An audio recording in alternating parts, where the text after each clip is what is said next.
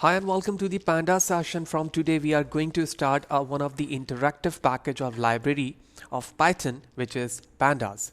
तो pandas क्या है और pandas को किस मकसद के लिए इस्तेमाल करते हैं, ये हमारा सेपरेट सेशन एक सेपरेट प्लेलिस्ट के साथ मेरे यूट्यूब चैनल पर रहेगा और जिसमें हम जानेंगे कि हम pandas को इस्तेमाल करते हुए किस तरह से अपने डेटा को एनालिसिस करते हैं, उसको एनालाइज करते हैं और साथ ही साथ हम ये भी जानेंगे कि टाइम सीरीज एनालिसिस के अंदर pandas को किस तरह से इस्तेमाल किया जाता है। तो इस वक्त एक सेपरेट इमेज पे हम मौजूद हैं और यहाँ पर सबसे पहले डेफिनेशन पर बताई जाएगी चीज़ें कि व्हाट इज़ pandas, मैनिपुलेशन क्या होती है, किस तरह से हम pandas को इंस्टॉल करते हैं, इसके डेटा स्ट्रक्चर्स क्या हैं, फिल्टरिंग से क्या मुराद है, मिसिंग वैल्यू को हैंडल करने के लिए किस तरह से pandas को इस्तेमाल किया जाता है, इसी तरह से कॉन्कैटिनेशन करना डेटा फ्रेम्स को, ये सारी चीज़ें हम इस सेशंस के अंदर जानेंगे। लिहाजा वीडियो को मज़ीद आगे बढ़ाने से पहले मैं बताते चलूँ कि इससे रिलेटेड और इसके साथ आने वाली वीडियोज़ का जो कंप्लीट प्लेलिस्ट है वो मेरे यूट्यूब चैनल पर रहेगा। आप यूट्यूब पर जाने के बाद फहद हुसैन CS से मुझे सर्च करके मेरे प्लेलिस्ट पर आओगे यूट्यूब चैनल के और विद ईज़ वो तमाम चीज़ें आप यहाँ से देख सकेंगे जो इसके प्लेलिस्ट पर मौजूद हैं। तो प्री रिक्विजिट के लिए pandas को मज़ीद बेहतर समझने के लिए आपको पाइथन की नॉलेज होनी चाहिए जो कि मेरे प्लेलिस्ट पर आप नीचे देख रहे हैं यहाँ मौजूद है और उससे पहले हम numpy को भी एंड कर चुके हैं। तो ये दोनों नॉलेज बड़ी ही इंपॉर्टेंट किरदार अदा करेगी pandas को और भी बेहतर तरीके से अंडरस्टैंड करने के लिए। जो भी कोड या फिर प्रेजेंटेशन स्लाइड होगी वो तमाम मेरे ब्लॉग पर मौजूद रहेंगी। आप फहद हुसैन CS से गूगल पर सर्च करके मेरे blog Fahad Hussain CS blogspot.com पर आके वो तमाम चीज़ें फ्रीली डाउनलोड कर पाएंगे। तो किस प्लेटफॉर्म को यूज़ करेंगे हम pandas को इस्तेमाल करने के लिए, तो हम ऑनलाइन IDE का इस्तेमाल करेंगे जो कि कोलैब है। अगर आपके पास जुपिटर नोटबुक या फिर spider IDE by using the anaconda IDE मौजूद है तो आप उसमें भी इस्तेमाल कर सकते हैं। क्योंकि मैं मल्टीपल्स चीज़ें जैसे मशीन लर्निंग या डीप लर्निंग की चीज़ें वो तकरीबन मैंने कोलैब पे ही करवा रखी हैं जहाँ पर लाइब्रेरीज़ को और वर्किंग को हैंडल करना हमारे लिए बहुत आसान होता है। तो कोलैब एक्चुअली एक गूगल का एक रिसर्च प्लेटफॉर्म है पाइथन बेस और यहाँ पर रहते हुए हम बड़े आसानी के साथ इंडिपेंडेंटली अपने मशीन्स पर, क्योंकि कोलैब हमें CPU GPU और TPU तीनों चीज़ें ही प्रोवाइड कर रहा होता है, तो सम टाइम इंस्टॉलेशन पर हमें प्रॉब्लम्स होती हैं। तो अगर आपको कोलैब के हवाले से नहीं पता है तो मेरे प्लेलिस्ट पर जाने के बाद आप मशीन लर्निंग और डीप लर्निंग के कोर्सेज पर से मज़ीद अच्छे तरीके से समझ सकते हैं कि कोलैब का प्लेटफॉर्म क्या चीज़ है। तो सबसे पहले हम बेसिक अंडरस्टैंडिंग करेंगे कोलैब के प्लेटफॉर्म पर जाने के बाद कि pandas क्या है और किस मकसद के लिए इस्तेमाल हो रहा है और उसके बाद फिर हम प्रैक्टिकल इंप्लीमेंटेशन पर भी उसे मज़ीद इंटरैक्टिव वे पर समझ सकेंगे। लिहाजा अगर आप मेरे यूट्यूब चैनल पर नए और चैनल को सब्सक्राइब नहीं किया तो what are you waiting for, do subscribe the channel ताकि अपकमिंग सेशंस के हवाले से और इंटरैक्टिव वे पर जो जो चीज़ें आने वाली हैं वो तमाम चीज़ों के हवाले से आपको बर वक्त जानकारी मिले और नत नई टेक्नोलॉजी से रिलेटेड चीज़ें आप बर वक्त आसानी के साथ सीख सकें। तो कोलैब पर आपको क्या करना है, सबसे पहले आप कोलैब पर आने के बाद अपने जीमेल अकाउंट से इसे लॉगिन करेंगे और लॉगिन करने के बाद आपके पास एक सेपरेट पेज आएगा जहां पर जिस तरह से लोकल मशीन पर आपके पास जुपिटर नोटबुक होता है, बिल्कुल कोलैब एक ऑनलाइन जुपिटर नोटबुक है। तो मैं साइन इन करूंगा अपने जीमेल अकाउंट से। ओके तो कोलैब पर मैं मौजूद हूँ और मैंने एक सेपरेट लॉगिन करने के बाद एक पेज बना रखा है। आप अगर फर्स्ट टाइम लॉगिन करेंगे तो फाइल पर आने के बाद न्यू नोटबुक आप ओपन करोगे तो ये बिल्कुल सेपरेट पेज आपके सामने आ जाएगा और उसके बाद आप इंसर्ट के ऑप्शन पे जाकर टेक्स्ट पे इस कंटेंट को लिख सकते हो और कोड वाले एरिया पर आपको इस तरह से एक टैब मिलेगा जिसमें आप कोड लिख पाएंगे।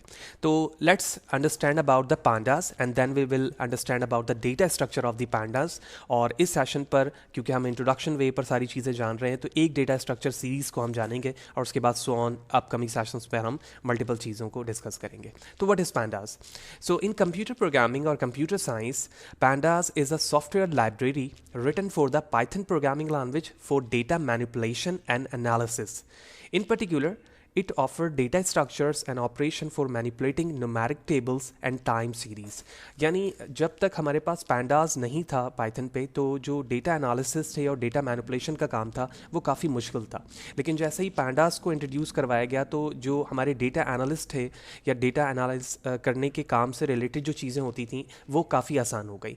तो यही वजह है कि ये डेटा मैनिपुलेशन और एनालिसिस के लिए इस्तेमाल होता है और उसमें कुछ डेटा स्ट्रक्चर मौजूद है और ऑपरेशन है जिसके ज़रिए से हमारा जो डेटा है वो मैनिपुलेट होता है इन term of the numerical tables and time series. Also, pandas is mainly used for the data analysis. Pandas allow importing data from various file formats such as comma-separated file, which means CSV file, JSON, SQL, Microsoft Excel, and so on others. Pandas allow various data manipulation operations such as merging, reshaping, selecting, as well as the data cleaning and data wrangling feature so on. तो इस तरह के कुछ जो features थे जो data में हमें करने के लिए ज़रूरत होती है जब भी हमारे पास एक रॉ डेटा होता है कि उसको मर्ज करना, रीशेप करना या उसे क्लीन करना यूज़फुल मैनर पे लाने के लिए, तो ये तमाम काम हमें pandas करके देता है। अब बात ये होगी कि जब हम pandas पे काम शुरू करते हैं तो सबसे पहले हम इसके बेसिक डेटा स्ट्रक्चर को जानते हैं। तो डेटा स्ट्रक्चर हमारा वे ऑफ प्रोग्रामिंग होता है कि हम अपने डेटा को किस तरह से यूज़ करेंगे, ठीक है। तो डेटा स्ट्रक्चर pandas में 3 है, ठीक है, जो नॉर्मली इस्तेमाल होते हैं। उसको समझने के लिए हमारे पास ये इमेज मौजूद है और यहाँ से हम numpy से भी इसे कंपेयर करेंगे ताकि समझना हमारे लिए मज़ीद आसान हो। तो numpy हम ऑलरेडी कवर्ड कर चुके हैं, तो अगर आपको numpy के हवाले से नहीं पता है तो आप मेरे यूट्यूब चैनल पर आकर numpy को, जो कि 7 सेशन पे मौजूद है, इसे ज़रूर देखें ताकि आप बड़े आसानी के साथ इसे समझ पाएँ। तो pandas के अंदर हमारे पास सबसे पहला जो डेटा स्ट्रक्चर है वो सीरीज़ है, ठीक है। सेकंड हमारे पास डेटा फ्रेम है और थर्ड हमारे पास पैनल है। तो series is nothing but 1 dimensional array, ठीक है, इंक्लूडिंग द इंडेक्स नंबर। तो जो भी आपके पास रॉ डेटा होता है, आप बाय यूजिंग pandas अपने डेटा को एक सीरीज में या एक homogeneous sequence of the values में in term of the array लाना चाहते हैं, और उस एरे के अंदर आपको ये इंडेक्सेस नंबर भी दे रहा होता है। लेकिन एज़ कम्पेयर टू numpy उसमें इंडेक्सेस आप अपनी मर्जी से चेंज नहीं कर सकते, यहाँ पर आप इंडेक्सेस भी अपनी मर्जी से लिख पाएंगे। Data frame second data structure है pandas में, जो आपके डेटा को एक टेबल के फॉर्मेट पे लेकर आता है, और इस टेबल के अंदर आपके रॉज एंड कॉलम मौजूद होते हैं, और अपने आप रॉ डेटा को multiples rows and column including the heading and access convert कर पाते हैं। थर्ड हमारे पास इंपॉर्टेंट फीचर है जो कि हमारे पास पैनल का है, और इस पैनल के अंदर मल्टी डायमेंशनल एरे होता है, और उस मल्टी डायमेंशनल एरे को हम मल्टीपल एक्सेस के साथ यूज़ कर पाते हैं। तो इस सेशन पे हम सीरीज़ पर फोकस करेंगे। तो सबसे पहले आप समझते हैं कि सीरीज़ क्या चीज़ है। तो ए series is a 1 dimensional array like object containing an array of data of any numpy data type and an associated array of data labels called its index. The simplest series is formed from only an array of data. तो 1 dimensional array data ये contain करता है array of the data को, और इसमें associate data labels मौजूद हैं जिसको हम इंडेक्सेस कहते हैं, और उन्हीं इंडेक्सेस के ज़रिए से हम अपने इंडिविजुअल डेटा को फॉर्म करेंगे या कॉल करेंगे या डिस्प्ले करवाएंगे, ठीक है। तो ये बेसिक इंट्रोडक्शन हो गया। अब हम देखते हैं कि हम सीरीज़ को किस तरह से यूज़ कर सकते हैं। कुछ कोड एरिया यहाँ पर ऐड करवा लेता हूँ, इंसर्ट बाय यूजिंग कोड, ठीक है। और अब हम यहाँ से स्टार्ट करते हैं। तो सबसे पहले जैसे मैंने स्टार्टिंग में भी बताया कि कोलैब को परफॉर्म करने का या काम करने का मकसद हमारा ये है कि यहाँ पर चीज़ों को की इंस्टॉलेशन बड़ी आसान होती है। लेकिन अगर आप अपने लोकल मशीन पे काम कर रहे हो तो आपको pandas इंस्टॉल करना पड़ेगा, लेकिन अगर आप एनाकोंडा IDEs को इंस्टॉल कर चुके हो तो उसमें numpy और pandas ऑलरेडी इंस्टॉल्ड होता है, आप उसे सिर्फ और सिर्फ इंपोर्ट करते हो। लिहाजा अगर आपकी मशीन पर इंस्टॉलेशन मौजूद नहीं है तो आप पिप इंस्टॉल pandas लिखोगे और इट्स टेक फ्यू सेकंड्स और मिनट, और उसके बाद उसकी इंस्टॉलेशन सक्सेसफुली हो जाएगी। मुझे यहाँ पर करने की ज़रूरत नहीं होती क्योंकि ये ऑलरेडी बिल्ट इन तौर पर इसमें मौजूद है, हमें सिर्फ इंपोर्ट करना होता है। तो आफ्टर द इंस्टॉलेशन आप अपने pandas लाइब्रेरी को इंपोर्ट करोगे। इंपोर्ट करने के लिए आप लिखेंगे इंपोर्ट pandas SNPD। तो PD जहाँ पर जो है वो एज ए एलियाज है pandas का। सिमिलरली जब हम pandas पे आगे इन्हेंस करेंगे अपने काम को तो हमें numpy की भी ज़रूरत होती है न्यूमेरिकल कंप्यूटेशन के लिए, जहाँ जहाँ हम वैल्यूज़ को हैंडल कर रहे होते हैं। तो मैं उसके लिए यहाँ पर numpy को भी इंपोर्ट कर लेता हूँ SNP। That's it. Shift enter to execute the code, और उसके बाद हम अपने एक रॉ डेटा के ज़रिए से एक सीरीज़ क्रिएट करते हैं। तो सीरीज़ क्रिएट करने के लिए मैंने ऑब्जेक्ट वेरिएबल बनाया और PD से मैं इंपोर्ट करूँगा सीरीज़ को, ठीक है। तो PD विच मीन pandas, और डॉट लगाकर मैंने सीरीज़ के मेथड को कॉल किया, और आप देख रहे हैं इंटेलिजेंस पे भी मुझे शो हो रहा है। और अगर आप इसके ऑब्जेक्ट को देखें यहाँ पर तो डेटा नन, इंडेक्स नन और डी टाइप नन ये डिफ़ॉल्ट वैल्यू है। तो आपने डेटा यहाँ पर बताना होगा और उसके इंडेक्सेस वैल्यूज़ भी आप बता सकते हैं, तो हम उन चीज़ों को भी देखेंगे। तो ये हो गया हमारा ब्रैकेट, और उसके बाद हम यहाँ पर एरे ऑफ वैल्यूज़ लिखेंगे। तो मैंने कुछ वैल्यूज़ लिखी यहाँ पर, ठीक है, including negative value as well, क्योंकि ये भी हमारे रॉ डेटा में हो सकता है। और उसके बाद हम अपने ऑब्जेक्ट को प्रिंट करवा रहे हैं, और साथ ही साथ मैं टाइप ऑफ द वैल्यू भी प्रिंट करवाना चाह रहा हूँ। तो मैंने कहा टाइप ऑफ ऑब्जेक्ट, ताकि मुझे पता चले कि प्रिंट होने के बाद वैल्यू किस तरह से दिख रही है और एक्चुअली हमारे ऑब्जेक्ट वेरिएबल का टाइप क्या है according to the definition of pandas। Execute the code, here it is.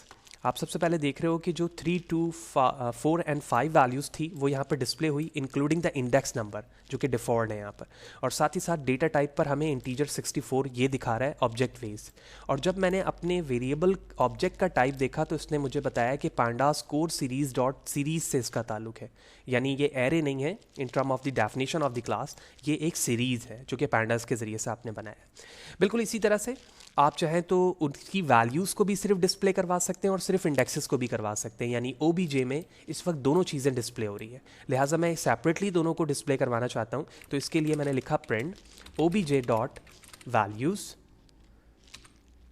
Okay, and similarly print OBJ dot index, then execute the code and here it is.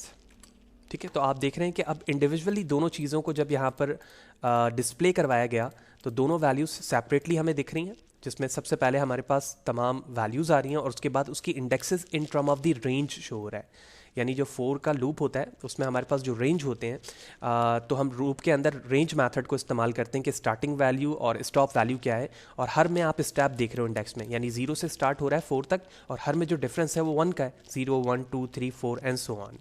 तो इस तरह से series बनाने का तरीका और उसके इंडेक्सेस को देखने का तरीका हमने देख लिया। तो क्या मैं अपने इंडेक्सेस वैल्यू को अपने मर्जी से डिफाइन कर सकता हूँ, यानी 0, 1, 2, 3 की जगह ABCD या DBAC वट जो भी आप लिखना चाहते हो, क्या मैं डिस्प्ले करवा सकता हूँ? बिल्कुल करवा सकते हैं। इसको समझते हैं। लिहाजा मैं एक और वेरिएबल बनाता हूँ OBJ2 के नाम से, और मैंने कहा PD डॉट सीरीज़, और इस सीरीज़ के अंदर सबसे पहले तो हम कुछ वैल्यू ले लेते हैं। तो मैंने कुछ वैल्यूज़ ले ली और उसके बाद कॉमा सेपरेट करके आप ऊपर देख रहे हैं पैरामीटर्स में इंडेक्सेस लिखा हुआ है, तो मैंने यहाँ पे लिखा इंडेक्स, और अब मैं इसके कुछ इंडेक्सेस बता रहा हूँ। तो मैंने इंडेक्सेस कुछ स्ट्रिंग बताने हैं, ठीक है, आप चाहें तो नंबर भी लिख सकते हैं, तो ऑलरेडी नंबर मौजूद था, तो मैंने यहाँ पे लिख लिया A, यहाँ लिख लिया B, C और D। तो इसका मतलब ये हुआ कि इस वक्त मैं एक सीरीज़ क्रिएट कर रहा हूँ by using this number and index should be behave as like this, ये इसकी सीरीज़ होने चाहिए। लिहाजा इस बेस पर मैं अपने ऑब्जेक्ट वेरिएबल 2 को डिस्प्ले करवाता हूँ और साथ ही साथ ऑब्जेक्ट 2 के इंडेक्स को भी डिस्प्ले करवा लेता हूँ। Here it is. तो सबसे पहले आप देख रहे हो OBJ हमारा प्रिंट हुआ है including index number, data type values की लिखी हुई आई हैं, और अब जब मैं इंडेक्सेस को डिस्प्ले करवा रहा हूँ तो इसके इंडेक्सेस भी लिखे आ रहे हैं, और इन इंडेक्सेस के डेटा टाइप यहाँ पर ऑब्जेक्ट आ रहा है, क्योंकि ये ऑब्जेक्ट है इन टर्म ऑफ द इंडेक्सेस, और ये इंडेक्सेस इस नंबर के लिए रिजर्व्ड हैं ताकि आप उसको यूनिकली आइडेंटिफाई करते हुए डिस्प्ले करवा सकें। तो दो इंपॉर्टेंट चीज़ देखी हमने कि हम सीरीज़ बनाते किस तरह से हैं, सीरीज़ का डेटा टाइप क्या है, इंडेक्सेस से क्या मुराद है, और इंडेक्सेस को हम किस तरह से चेंज कर सकते हैं। ठीक है, क्या मैं इंडेक्सेस के ज़रिए से किसी रिजर्व्ड या सेव वैल्यू को भी चेंज कर सकता हूँ? यानी फॉर एग्जांपल अगर मैं B की बात करूँ तो B पर इस वक्त ये 2 वैल्यू मौजूद है, तो क्या मैं एक्सचेंज कर सकता हूँ? बिल्कुल कर सकता हूँ। इसे करने के लिए हम अपने इंडेक्स नंबर को लिखेंगे including the name of the variable. तो ऑब्जेक्ट 2 हमारे वेरिएबल का नाम है, उसके बाद मैंने सिंगल कोटेशन पे अपने इंडेक्स नंबर लिखा, और इंडेक्स नंबर 2 को मैंने एक्सचेंज कर दिया 6 से। सिमिलरली क्या मैं एक साथ मल्टीपल इंडेक्सेस की वैल्यू को सेम वैल्यू से कन्वर्ट कर सकता हूँ? बिल्कुल कर सकते हैं। इसके लिए मैंने कहा कि हमारा जो एक वेरिएबल इंडेक्स A है वो, इसी तरह से इंडेक्स C है वो, और इंडेक्स D, इन तमाम इंडेक्सेस की वैल्यू को आप 100 कर दो, और उसके बाद मैं अपने ऑब्जेक्ट को डिस्प्ले करवा रहा हूँ। तो इसका मतलब ये हुआ कि B की वैल्यू अब 6 होगी, और इसके अलावा जितने भी इंडेक्सेस हैं उन तमाम की वैल्यूज़ को वो 100 कर देगा। Let's see, execute the code and here it is.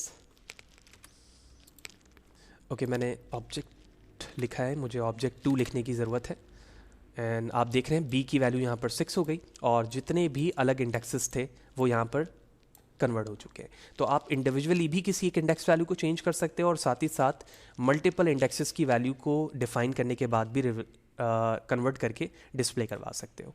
इसी तरह से आप अपने ऑब्जेक्ट की वैल्यू को, हर एक इंडिविजुअल वैल्यू को बाय यूजिंग नमपाई स्क्वायर कर सकते हो, उसका एक्सपोनेंशियल वे डिस्प्ले करवा सकते हो, वो भी कर सकते हो। लिहाजा फॉर एग्जांपल मैं ये चाहता हूँ कि जितनी भी मेरी वैल्यूज़ हैं, यानी 600 एंड 100, उन तमाम को NP डॉट एक्सपोनेंशियल जो मेथड होता है उससे यूज़ करते हुए तमाम इंडेक्सेस की वैल्यू को कन्वर्ट करके दिखाओ मुझे।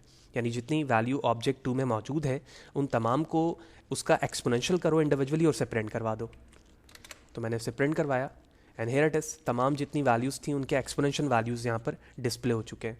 और उसके साथ साथ आप चाहें तो ये भी चेक करवा सकते हैं कि क्या कोई इंडेक्स नंबर आपके ऑब्जेक्ट में मौजूद है या नहीं है। यानी फॉर एग्जांपल अभी तक हमने ये देखा कि हम किस किस तरह से सीरीज़ बनाते हैं और इनके इंडेक्सेस देखते हैं। तो क्या मैं ये चेक कर सकता हूँ कि इस वक्त मेरे इस ऑब्जेक्ट टू वेरिएबल में क्या ई वेरिएबल इंडेक्स के फॉर्म पर मौजूद है। बिल्कुल मैं चेक करवा सकता हूँ और इसका आंसर फॉल्स आना चाहिए क्योंकि ई मौजूद नहीं है। और क्या यहाँ पर ए मौजूद है, बिल्कुल ए फर्स्ट पे ही मौजूद है, तो आंसर इसका ट्रू आना चाहिए। यानी बूलियन फॉर्म पर भी मैं यहाँ पर उसे डिस्प्ले करवा कर देख सकता हूँ। लिहाजा इसके लिए हम यहाँ पर आते हैं और मैंने लिखा print B in object two, क्या ऑब्जेक्ट टू में बी मौजूद है। इसी तरह से मैंने कहा ई इन ऑब्जेक्ट टू, तो एक हमारा ट्रू है और एक फॉल्स है। और आप देख रहे हो इस वे पर हमारा एक आंसर यहाँ पर ट्रू आया और दूसरा आंसर फॉल्स आया। तो बिल्कुल इसी तरह से आप चाहें तो डिक्शनरी को भी यूज़ करते हुए सीरीज़ में कन्वर्ट कर सकते हैं। ठीक है, जिस तरह से मैंने एक एरे सिंपल लिया, इसी तरह से मैं डिक्शनरी को यूज़ करते हुए भी उसे सीरीज़ की फॉर्म पर कन्वर्ट कर सकता हूं और उसे डिस्प्ले करवा सकता हूं। लिहाजा अब हम एक सीरीज़ क्रिएट करते हैं और मैं अपने वेरिएबल का नाम रखता हूं as data equal to curly bracket. हम जानते हैं कि जो हमारे पास डिक्शनरी होती है वो की वैल्यू बेस होती है। तो हमने यहाँ पर लिखा HR department and the HR department has dash number of the employees all over the around, and then marketing. Okay, he has 7100. Similarly, indoor employee 1600, and then outdoor employee 500.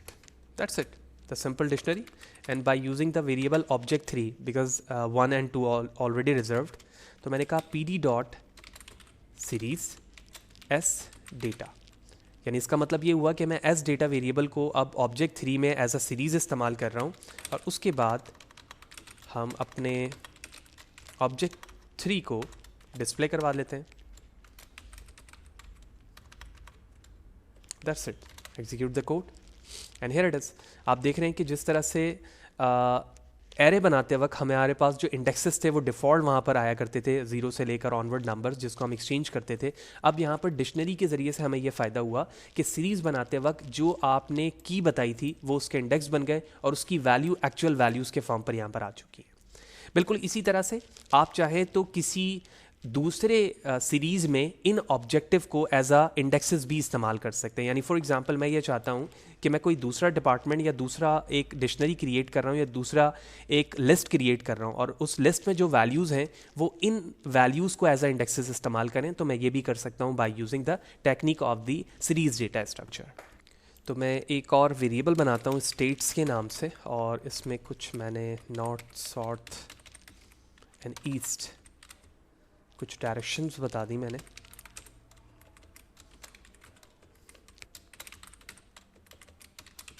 Okay, और उसके बाद हम ऑब्जेक्ट 4 वेरिएबल क्रिएट करते हैं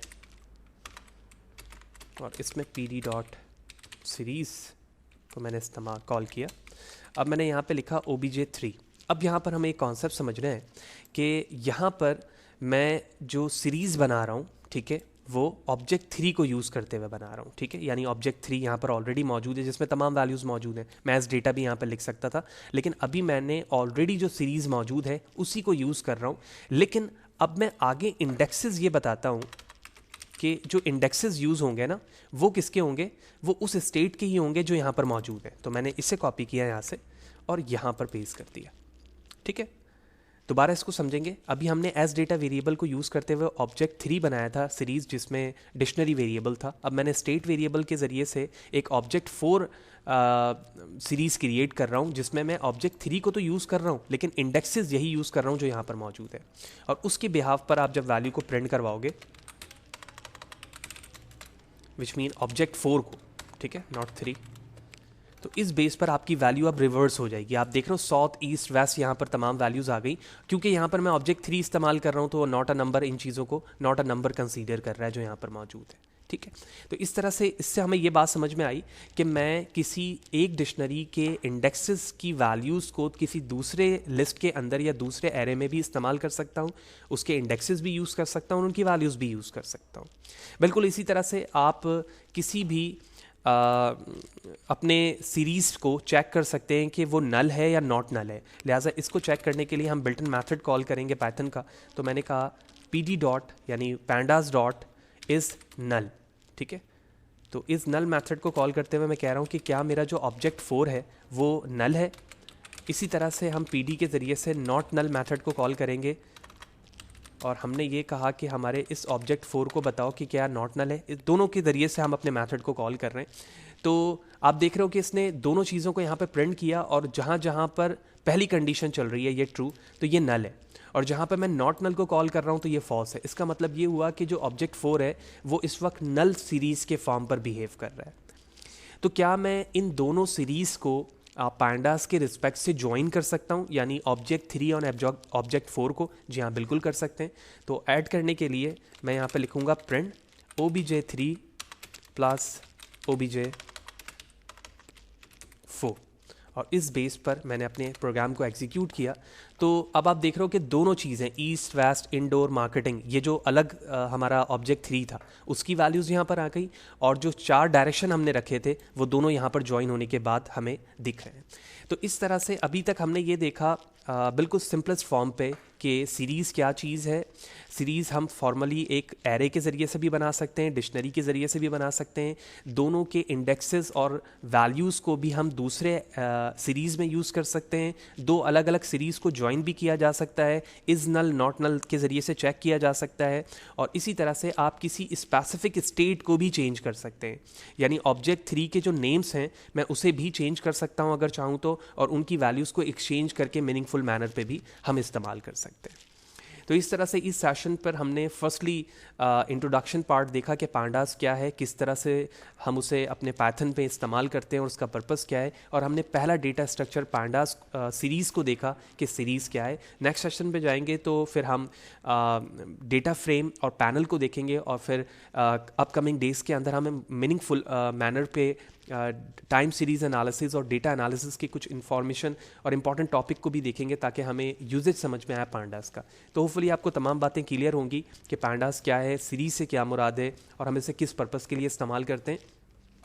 लिहाजा video अच्छी लगी तो लाइक करें, ज़्यादा से ज़्यादा लोगों को शेयर करें, और अगर मेरे चैनल को सब्सक्राइब नहीं किया तो चैनल को ज़रूर सब्सक्राइब करें ताकि अपकमिंग वीडियोस के हवाले से आपको बर वक्त जानकारी मिले। ये तमाम कोड जितनी चीज़ें मैंने यहाँ पर डिस्कस की हैं इस वीडियो सेशन पे, वो मेरे ब्लॉग पर आपको मिल जाएगी। विद ईज़ आप यहाँ से डाउनलोड कर सकेंगे। Thank you very much.